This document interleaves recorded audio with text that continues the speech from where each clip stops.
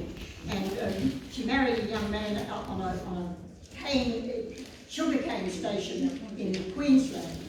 They had one son, but Dame Nellie Melba always wanted to sing, but her father, and the house that they lived in is now a used car, a used car yard in Richmond, said, no, you can sing, but you mustn't charge any money. Well, that didn't suit Dame Nellie Melba, and she actually sang the first time at Sorrento in Victoria.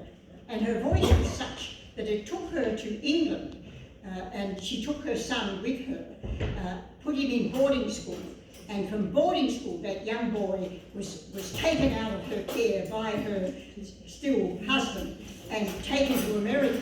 And in America, of course, there was no such thing as computer looking up people or missing persons bureau, and the father kept the son away from his mother for 15 years.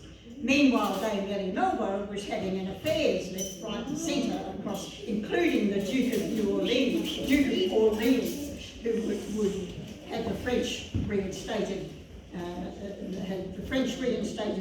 monarchy, would have been the King of France.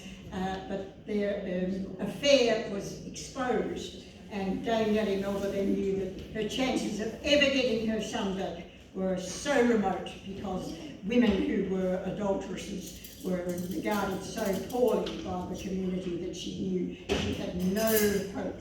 And it was many, many years before she ever met her son again, and she met him in New York.